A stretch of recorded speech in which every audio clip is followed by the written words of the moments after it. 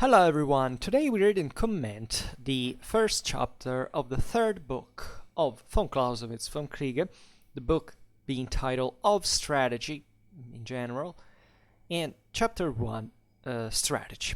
Right. The text follows. In the second chapter of the second book, strategy has been defined as the employment of the battle as the means towards the attainment of the object of the war. Properly speaking, it has to do with nothing but combat, but its theory must include in this consideration the instrument of this real activity, the armed force, in itself and its principal relations, for the battle is fought by it and shows its effects upon it in turn. It must be well acquainted with the battle itself as far as relates to its possible results, and those mental and moral powers which are the most important in the use of the same. Strategy is the employment of the battle to gain the end of the war. It must therefore give a name to the whole military action, which must be in accordance with the object of the war. In other words, strategy forms the plan of the war, and to this end it links together the series of acts which are to lead to the final decision.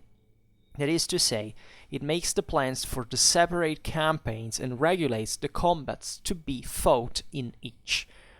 As these are all things which to a great extent can only be determined on conjectures, some of which turn out incorrect, while a number of other arrangements pertaining to details cannot be made at all beforehand, it follows, as a matter of course, that strategy must go with the army to the field in order to arrange particulars on the spot and to make the modifications in the general plan, which incessantly become necessary in war. Strategy can therefore never take its hand from the work of a moment. That this, however, has not always been the view taken is evident from the former custom of keeping strategy in the cabinet and not with the army, a thing only allowable if the cabinet is so near to the army that it can be taken for the chief headquarters of the army. Theory will therefore attend on strategy in the determination of its plans, or as we may more properly say, it will throw a light on things in themselves and on their relations to each other and bring out prominently the little that there is of principle of rule. If we recall to mind from the first chapter how many things of the highest importance war touches upon, we may conceive that a consideration of all requires a rare grasp of mind.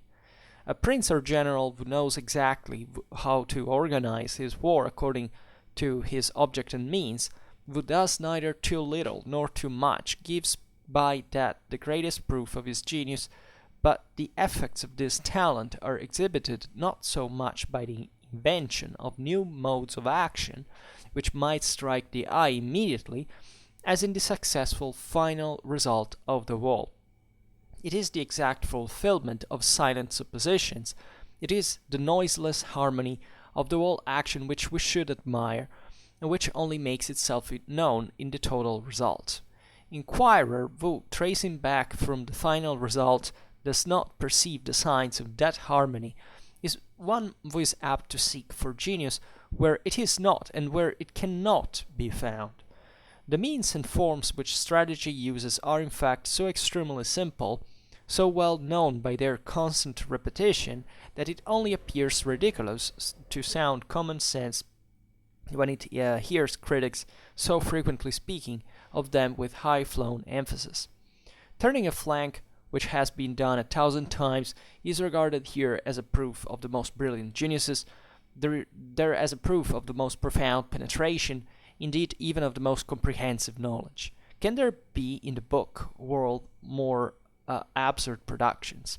It is still more ridiculous if, in addition to this, we reflect that the same critic, in accordance with prevalent opinion, excludes all moral forces from theory, and will not allow it to be concerned with anything but the material forces, so that all must be confined to a few mathematical relations of equilibrium and preponderance, of time and space, and a few lines and angles. If it were nothing more than this, then out of such a miserable business there would not be a scientific problem for even a schoolboy. But let us admit, actually, there is no question here about scientific formulas and problems. The relations of material things are all very simple. The right comprehension of the moral forces which come into play is more difficult. Still, even in respect to them, it is only in the highest branches of strategy that moral complications and a great diversity of quantities and relations are to be looked for. Only at that point where strategy borders on political science, or rather where the two become one, and there, as we have before observed, they have more influence on the how much and how little is to be done than on the form of execution. Where the latter is the principal question, as in the single acts both great and small in war, the moral quantities are already reduced to a very small number. Thus, then, in strategy, everything is very simple, but not on that account very easy. Once it is determined from the relations of the state which should and may be done by war, then the way to it is easy to find. But to follow that way straight forward, to carry out the plan without being obliged to deviate from it 1,000 times by 1,000 varying influences, requires, besides great strength of character, great clearness and steadiness of mind, and out of 1,000 men who are remarkable, some for mind, others for penetration, others again for boldness or strength of will, perhaps not one will combine in himself all those qualities which are required to raise a man above mediocrity in the career of a general. So we finally started the third book dedicated to strategy. Right. And von Clausewitz starts saying, in the second chapter, the second book, strategy has been defined as the employment of the battle as the means towards the attainment of the object of the war. Right, that is to say, strategy is concerned essentially on the modalities in which you should arrive to combat, right, which is the defining moment eventually of the military action. And for Clausewitz says, properly speaking, it has to do with nothing but combat, nothing but the battle. But its theory must include in this consideration the instrument of this real activity, right? That is, once again, how you attain it, and this is done through, in fact, the armed force, right, in itself and in its principal relations, for the battle is fought by it, right, and shows its effects upon it in turn. And you are in the command of it, right? You are in command of an armed force that is meant to fight, because the armed force is conceived exclusively by itself to fight, right?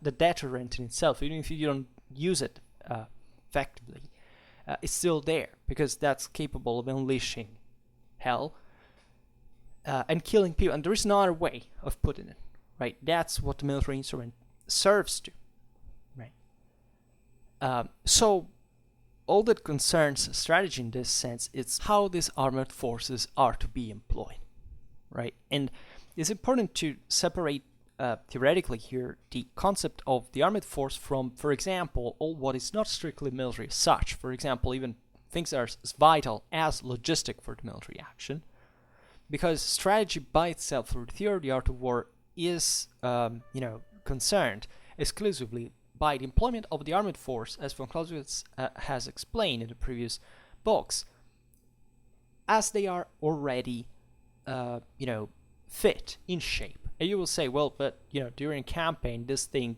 kind of crumbles, fundamentally wears out. Yes, right, but still it's not strategy that has to deal in this sense with those other factors, right? Strategy has to cover them in the measure in which the armed force is also capable, for example, of seizing a resource, right, and how this reflects on the armed force itself, right? But to the proper strategic analysis, we don't count the what's outside of it, right?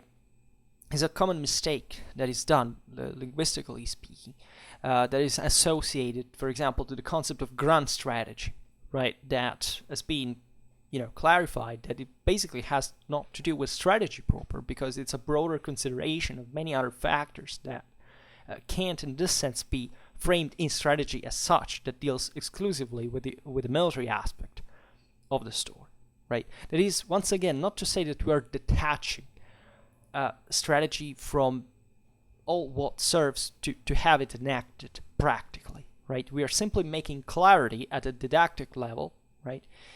And this is not anecdotal, because as just the example of grand strategy shows, that there is actually a lot of confusion, even just in wording, what concerns the warfare in general and all connected to it, that can confuse the concepts at the root itself. Then von Clausewitz goes on and says, it must be well acquainted with the battle itself as far as relates to its possible results, and those mental and moral powers which are the most important in the use of the same.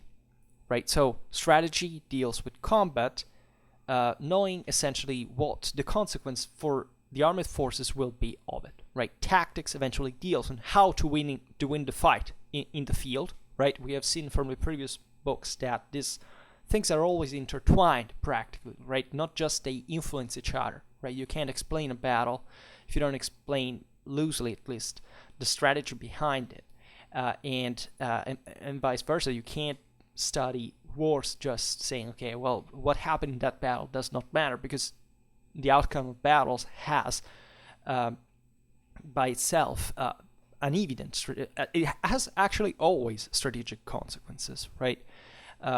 Even if, of course, this is approximate, right? We can't say that, I don't know, that there is a surgical strike that maybe has just a merely political, by approximation, function. But still, that has strategic consequences. Like, this is a fluid system.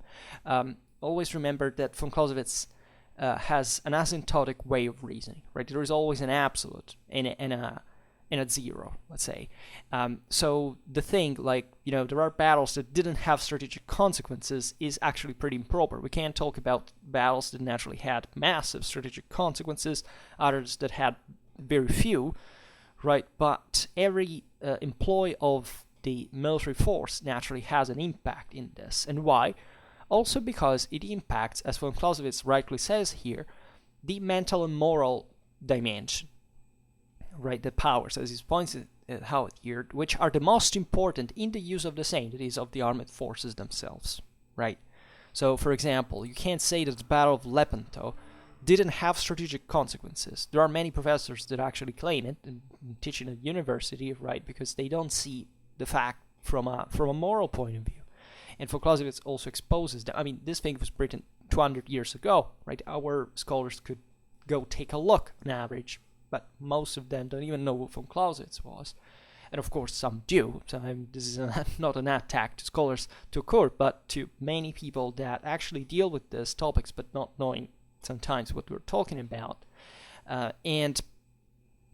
Because for the Ottomans, even if the Christians didn't basically follow up with victory, they didn't exploit it, they began to quarrel once again, but from the Ottoman side, right, the thing was very, very different from there on, because they realized they couldn't venture in the Western Mediterranean as easily as they had done before. Even in the Central Mediterranean, actually, proper. And the reasons, by the way, why this perspective is also not liked so much is kind of a defeatistic and whiny approach to history sometimes. Like say, oh, look, that great victory, we didn't exploit it enough, right? So, it didn't have any strategic consequence, right? It was all, at the end, after all, the benefit of the Ottomans. Actually not, right? There was a deep change, and to ignore that is not just to ignore history, but to ignore ignore physics, telling the truth, because this is really something that impacts the reality in some way. And even if it had been just for the ships, that the new fleet that the Ottomans hurried to build up just after the battle, that in itself does have strategic consequences in itself, because it's already calculated in strategic terms, for example, and it would have not happened otherwise. So once again, it's important to use proper wording and not to fall in the traps of, let's say, categorical, kind of apodictic, let's say better, and sharp divides in the reality as we know, as a sort of imperfect system, at least given how we would like to modify it. Then von Clausewitz goes on and says, strategy is the employment of the battle to gain the end of the war. We have seen it in previous books, like strategy detached, ideally, conceptually detached from politics, right? So has within war its own dimension, right? So if strategy were absurdly, of course, to work by itself, but this is still important for the sake of understanding it didactically, would have exclusively the objective of ending the war, right?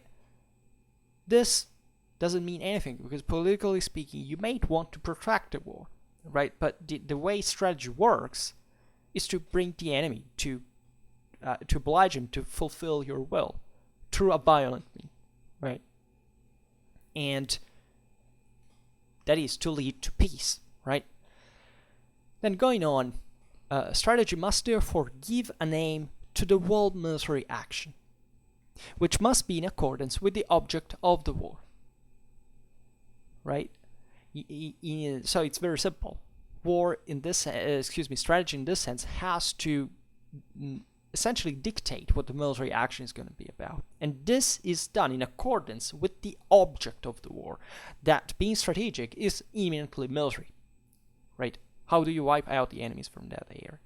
Or how do you oblige them just to retreat them? How to depose arms? Because that's, at the end of the day, the thing, right?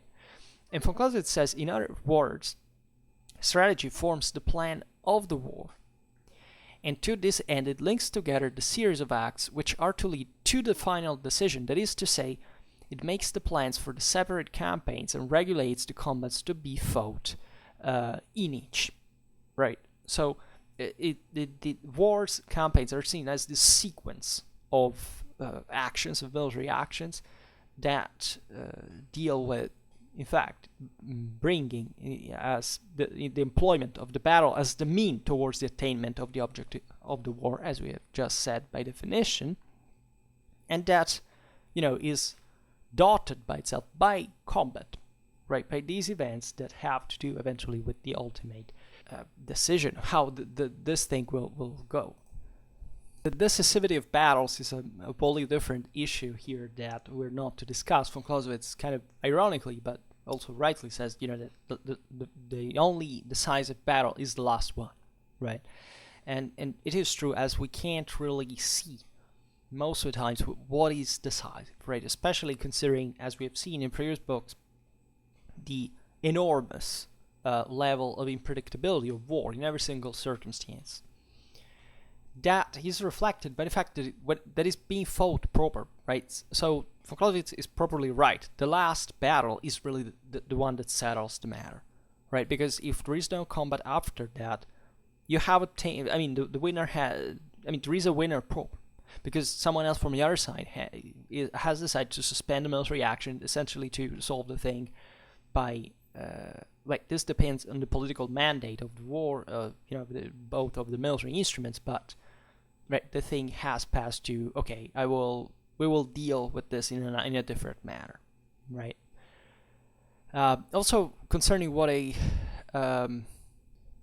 this is not important, but before I said something different, that is, once again, the idea that reconnects with the last thing we just said, that is that the end of the war in this sense can arrive in very different ways that have nothing to do with how strategy per se has planned the thing to go. Alright, wars can be easily suspended. Think about Vietnam War, most brilliant example in this sense. Not, as always, not contaminated, because naturally the political control is always there and has always also brought, for example, towards the end with strategic bombing to accelerate the end of the war, to put pressure on Hanoi, etc. But the concept is that they simply decided to pull out of there. And that's a political decision, not a military one, right? But, so where were we here? Fodenage? Okay, so von Clausewitz goes on and says, as these are all things which to a great extent can only be determined on conjectures, some of which turn out incorrect, while a number of other arrangements pertaining to details cannot be made all beforehand, it follows as a matter of course that strategy must go with the army to the field in order to arrange particulars on the spot and to make the modifications in the general plan which incessantly become necessary in war. Strategy can therefore never take its hand from the work of a moment. For a moment, excuse me. So what does this all mean? It means basically that strategy is such, essentially, as we've seen, has to cope, let's say better, with such an unpredictable picture that it effectively never stops to be enacted, right? Strategy doesn't, first of all, as we will see this better in the next video, there is always this constant uncertainty, right? That is actually damaging for the commanders, that is always there. Like, as we have seen with von Clausewitz, military actions are normally taken, right, on average by not knowing at least or at least by the foe actually, by not knowing by 3/4 essentially what should be known in order to take that action safely. Which means that military action by itself is always a bet, and you can't know how the thing will go. So in order to limit the damages that can occur, you have to constantly observe what the hell is going on, because you're in a condition in which you're not even sure what you will do is right in the first place. At all times, just think about this. So strategy can never live for this, or better.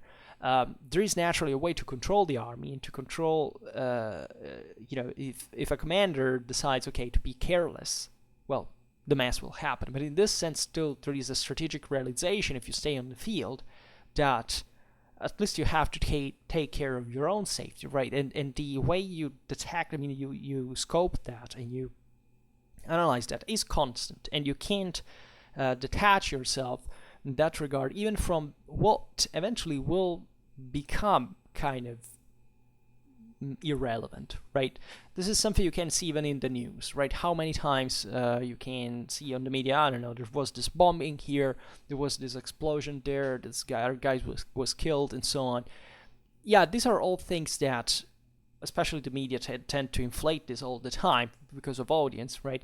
But to say that this fake, now will have colossal consequences. How close did we have to go, according to these people, to the Third World War, which actually never even went to the closest in the last years, in spite of the resurgence of a certain military, activity.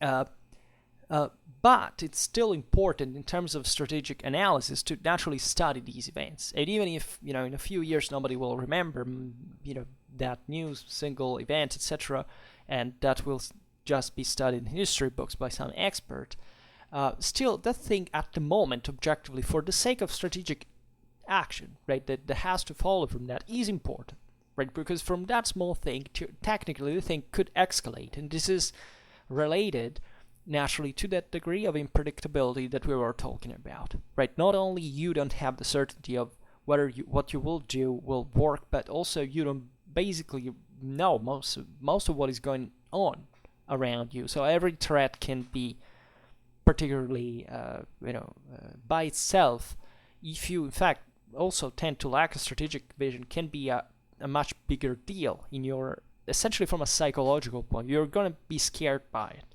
right? And but we will address this in the next videos more in detail. Then von Clausewitz goes on and says that this, however, has not always been the view taken is evident from the former custom of keeping strategy in the cabinet and not with the army, a thing only allowable if the cabinet is so near to the army that it can be taken for the chief headquarters of the army. So this is criticism towards policy, essentially, and the let's say the instrumental use, naturally, of war in relation to politics itself. That is to say, if you pretend that the major military decisions are going to be taken by people that objectively don't know or care, don't have a strategic culture proper on their own, things are going to be messy, right? Why?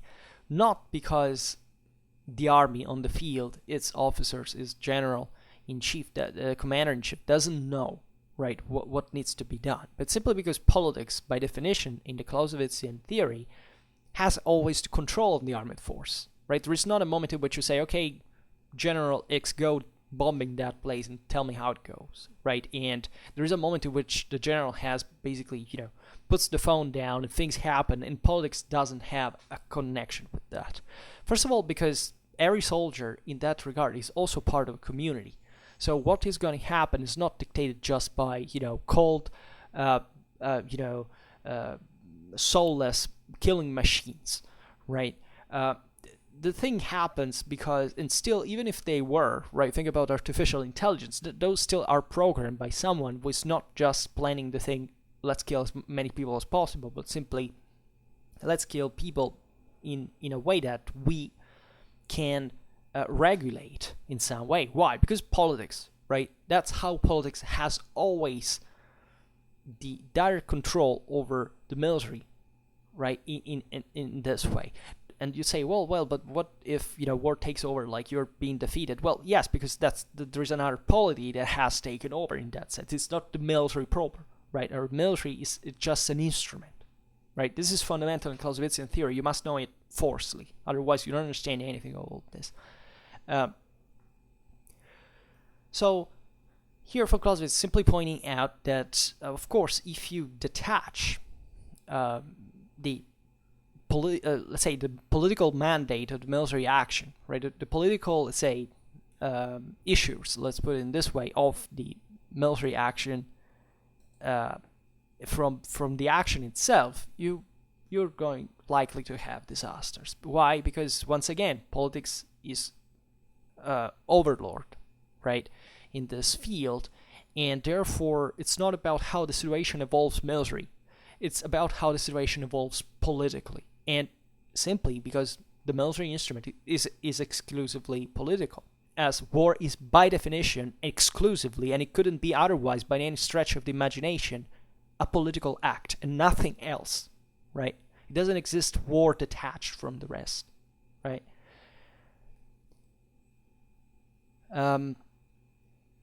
And therefore Clausewitz says, if we recall to mind from the first chapter how many things of the highest importance war touches upon, we may conceive that a consideration of all requires a rare grasp of mind.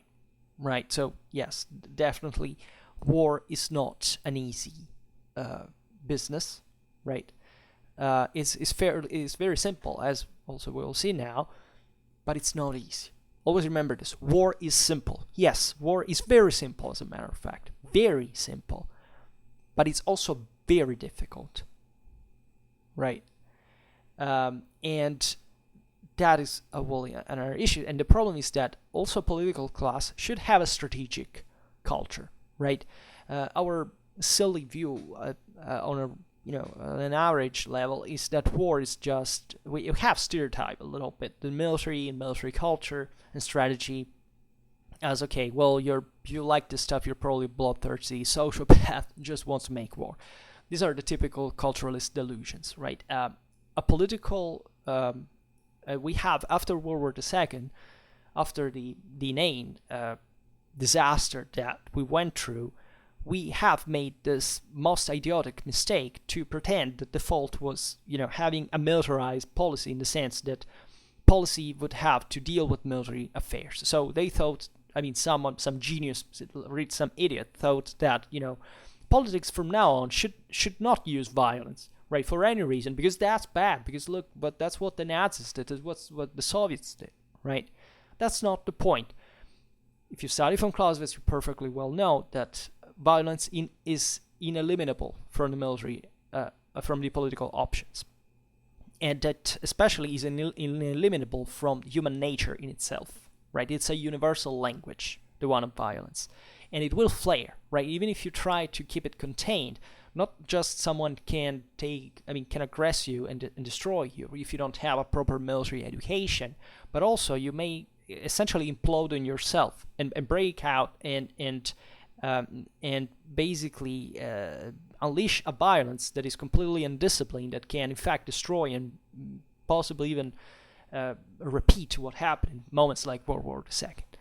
So the whole issue that that's the reason why I talk about von Clausewitz on the internet, is hoping that someone will listen. It's maybe a pious illusion.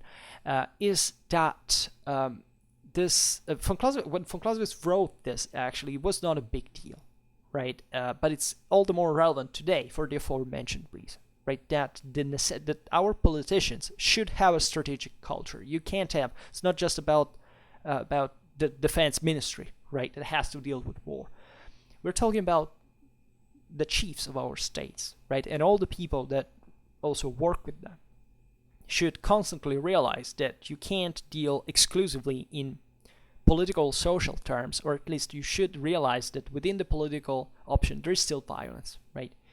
And this is not an hypocrisy. That is not to say, you want more war to be fought. No, if you study von Clausewitz, you perfectly know that war is something that should never be hoped for, right? Because it's something so. And a person, this thing was written by a person who spent most of his life in war, looking at things that he describes like the worst, probably, human experience can ever happen.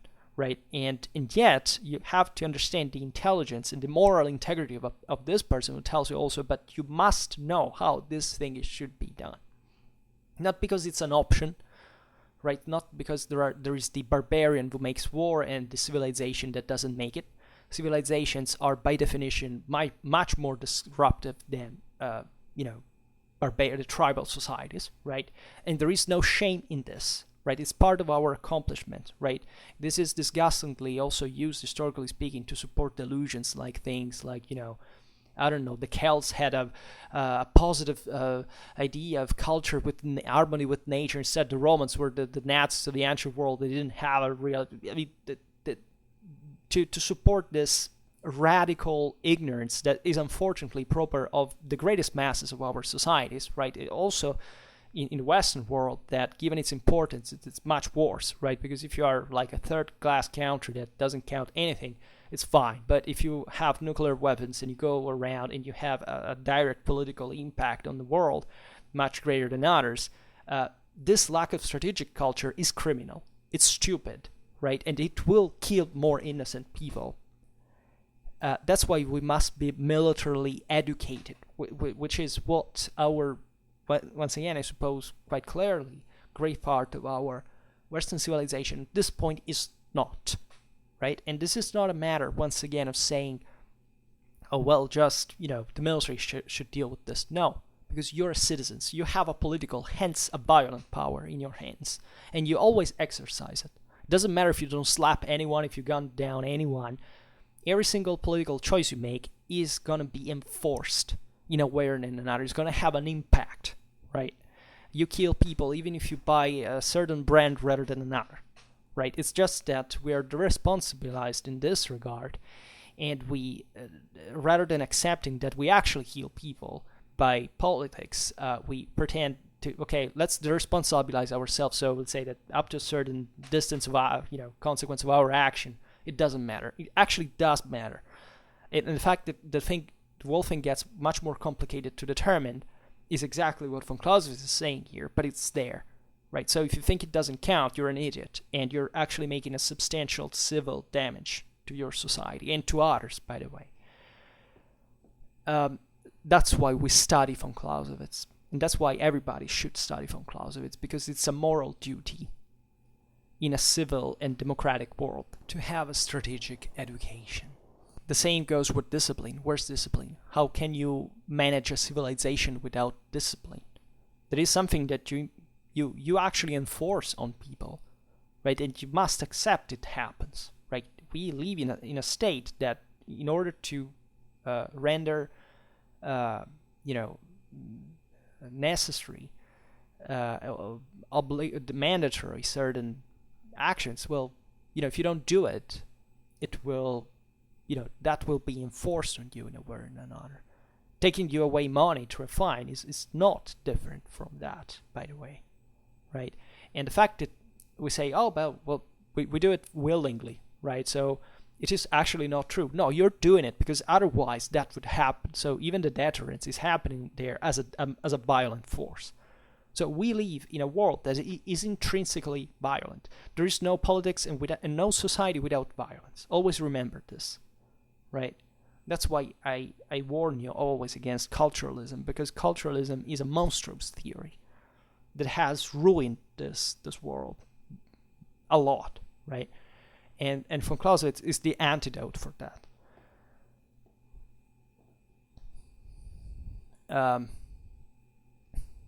And here von Clausewitz was simply saying, okay, we need a person who is intelligent, right? And that is also, however, intelligent in the sense that it is able to read through reality without overcomplicating it, though, right? That is, reality is simple, right? But it's not easy to understand it, right? And that's why there are certain mind-blowing things that we tend to, what seems the most obvious, unfortunately, is usually the greatest mistake we do, right? Then von Clausewitz says, the means and forms which strategy uses are in fact so extremely simple, so well known by their constant repetition, that it only appears ridiculous to sound common sense when it hears critics too frequently speaking of them with high-flown emphasis, right? What von Clausewitz is pointing out here is very interesting. That is essentially the absurdity of the surprise towards what strategy functions like. And this is very important because it touches the topic we were addressing before about the wording. People think the strategy is more difficult, hence it's more complicated. It's actually not. It is more difficult, but it's also simple, in the sense that what is difficult in there is not about sorting out just an overly complicated system, but is being able to understand what are the major elements that actually cause the thing, right? Which in front of the complexity of the world is the complicated thing. But even the action, strategy in itself, like the means and the forms, as von Clausewitz says here, are very simple, right? And this often, brings people to remain at open jaw to strategic moves that actually are, in fact, very similar to many others that have constantly occurred in history, and that do not reveal by that mean and form the genius, right? The strategic genius, but let's say rather, in fact, obscure it, because they don't see where the actual difficulty stood in, where the actual effort was, not in carrying that out, but in determining whether it was possible to do it or not, which is constantly what you ask yourself in strategy. And von Clausewitz makes some examples of this. Says, turning a flank, which has been done 1,000 times, is regarded here as a proof of the most brilliant genius, there as a proof of the most profound penetration, indeed, even of the most comprehensive knowledge. Can there be in the book world more absurd productions, right? Yeah, an enveloping maneuver, which is what von Clausewitz is talking about here, is like ever since when do we know this? Right, it actually emerged pretty quickly in strategic culture. It doesn't take an enormous deal of effort to understand that if you envelop an enemy, if you attack him from the rear and the flank, you're going to harm to him substantially. And the problem is, how do you enact that? Right? What are the tools that you have at your disposal? That's what von Clausewitz said before. The armed forces in this regard must be understood strategically in the relations that also exist within each other, and especially the moral forces, right? And from a moral point of view, that is, can your troops do that, right? It's not about the idea of enveloping someone. The idea is, can you do it with what you have at your disposal? That's the most difficult thing to do. But the concept in itself is very, very simple.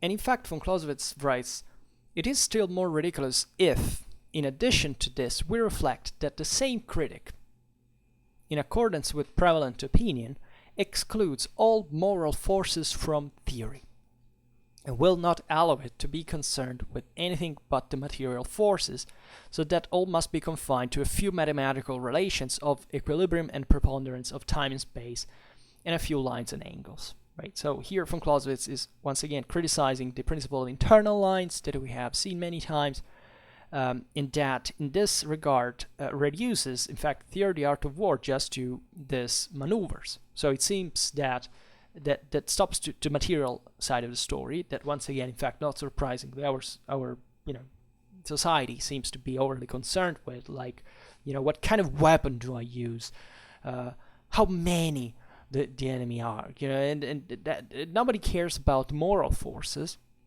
that, by the way, are can't be calculated numerically, but can be appreciated humanly speaking, right? Material dimensions can be even understood by calculators. Moral forces can't, right? And those are the prevalent ones. Always remember it. War is a clash between moral forces in Clausewitzian theory. But the material side of the story comes by far later. And so the point from Clausewitz here is ridiculizing that we have also observed in his historicistic explanation how essentially the theory of the art of war emerged, sticking to the simplest things like quantity, matter, right? Just because they couldn't calculate the world complexity of it. So the genial idea of reducing everything and abstracting everything and pretending that war can be calculated through, in fact, a few lines and angles, right? And in fact, von Clausewitz rightly comments, if it were nothing more than this, then out of such a miserable business there would be not a specific problem for even a schoolboy. And he's very right, right? The deal is immensely more difficult. Von Clausewitz says, but let us admit, there is no question here about scientific formulas and problems. The relations of material things are all very simple. The right comprehension of the moral forces which come into play is more difficult, which is what we have just said. Still, even in respect to them, it is only in the highest branches of strategy that moral complications in a great diversity of quantities and relations are to be looked for, only at a point where strategy borders on political science, or rather when the two become one. In there, as we have before observed, they have more influence on the how much and how little is to be done than on the form of execution. This passage is very important because von Clausewitz touches this again, not just the military issue of morale, right? Just as a matter that should be considered by the commander about his troops, right? What we said before about the instrumental connection between politics and war, is also applied to the moral force in itself. Because guess what? Once again, even the armed forces are not a bunch of people who are there randomly and just devoted to death because yes, right? There's a morale that goes beyond the military dimension. It has to do with politics. It has to do with what hell is going on out there and why you are there in the first place. So there is this kind of blurred ground, of course, at all times, that the commander should always be aware of. The commander-in-chief should always realize that is the one between politics and strategy. That is, in fact, between politics and the political mandate of the military action, that in this regard is to be looked from the commander-in-chief position as eventually as what may happen politically speaking will have an impact on how the campaign is going, right? So the thing cannot be reduced to the mere military issue, right? As strategy, we should, for strategy by itself, we should definitely reason in exclusively military terms. But what concerns the leading of strategy in itself must always take in consideration the political deal, and in this sense, the motivation that comes according to it, and all the other, also material aspects that, however, are still secondary, right? So, in other words, you can't study profitably a military action just by looking at it isolated from the rest, right? That is something that eventually ends up to back apparently, with a distortion, the concept of internal lines, because it pretends that a battle is just like a video game where you're starting it like from zero, you're just having fun, and you have, by the way, motivations, right, in there as well. Even if you play a video game in which you're leading an army and you just want to see what happens, well, the reasons why you will use it in a certain way is because your personal reasons, let's say your political mandate, right? So, even in there, it's just an example, you can't consider it as an isolated thing, and on the contrary, you should understand why isolating the analysis of a military event from its political and social context is not going to be very helpful, even for understanding the strictly military dimension per se. In fact, von Clausewitz writes here, where the latter is the principal question, that is how much and how little, right? So sticking to the internal line, sticking to, how many troops that guy has and how they're equipped, and that's how essentially what you need to learn without even caring about the moral dimension. As in the single acts, both great and small in war, the moral quantities are already reduced to a very small number, right? Because by default, you're simply saying, well, the moral thing here is not a deal. We have to reason as if that factor did not exist. And historically speaking, telling the truth, it's very tricky because, by definition, as also von Clausewitz observes intelligently, the moral quantities are the most difficult to identify, to spot in a military analysis. What the hell do we know most of the times what the moral actually was there? We hardly can understand fully and objectify our own moral, now our own moods and motivations. How can you do it for armies that fought, in other time and space, right? That's why studying naturally, of course, and as we've said, politics and society is fundamental, it's mandatory if you want to understand the military side of the story, albeit always remembering that the military side of the story does exist per se as well, right? And it is connected exactly to the other two in the ways we have exposed, and therefore you should consider it in such matters, which is what von Clausewitz is doing now for the didactic purpose. And then this last paragraph von Clausewitz concludes saying, thus then, in strategy, everything is very simple, but not on that account very easy. Once it is determined from the relations of the state what should and may be done by war, then the way to it is easy to find, right? Once you enter in a war, right, it's easy. It's like going in the street and punching someone in the face. It's very easy. Everybody can do it. Guess why we don't do that? Aside from the deterrent of it, right? The idea that there is always a calculation on the consequences of it, that is default in human nature, otherwise we would have killed each other already by now.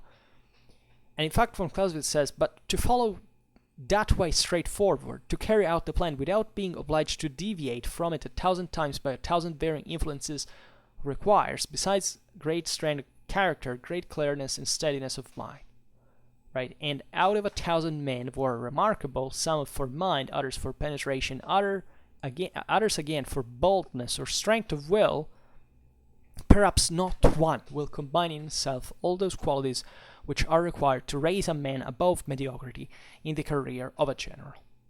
And this is a devastating statement because it makes you understand that in order to know how to lead, to be an effective commander-in-chief, you have to be literally a genius, or more even, because von Clausewitz says not even among 1,000 people. There can be intelligent or courageous or whatever, the right combination of all these qualities, and we have observed it in the second book, the right combination is extremely rare, right? That is, you will find that guy who was able to punch straight away and know how to deal with the situation afterwards.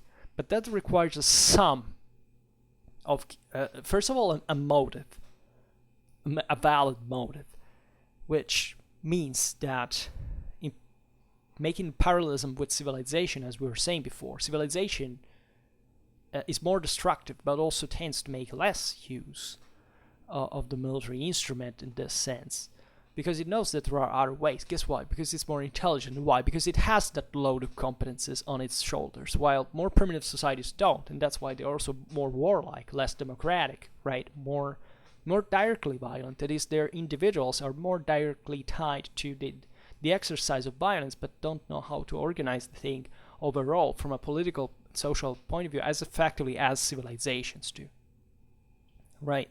So it's as if our world made this constant effort to create something that works exactly for these things, and as a civilization, indeed, we have grown effective in doing what we do and how we do it. So the whole thing here is to be aware that, albeit it's very, very easy indeed to be violent, it's very, very, very difficult to be effective. And this is a great teaching of civilization that also destroys totally culturalism by itself, because it reveals it for the truly barbaric concept that it is. And this is a triumph, the usual, endless, repeated, invariable triumph of Athena over Ares, right? The citizen soldier wins, not the tribal warrior does, right? And guess why? Because the first one is more intelligent and knows much more than the second. And by norm, in war, it's not the strongest that wins, but the most intelligent, right? So this is and it's very important that this deal this consideration emerges from a reflection on strategy, because this makes you crystalline clear the value, the importance that strategic culture proper has, right? And that's also why, renowningly, tactics is dramatically easier to understand than strategy, right? Everybody can understand more or less how combat how a fight works, right? And learn it in a relative few amount of times. Even what is often believed, you need a courageous, it's so difficult to find courageous people. No, actually, courage is something that you can easily find in mankind, very, very cheaply, right? Everybody can be trained, especially to be courageous. It doesn't take anything. It's not a great accomplishment to train a person to be courageous enough to throw himself against a machine gun nest. Everybody can do that. There is no particular ability or competence or cultural legacy, in that, right? All the peoples in the world can do it. The wholly different thing is to win a war, and the strategic scenario as such. That is truly a matter of civilization, which means an enormous amount of work, of effort, of sufferance, of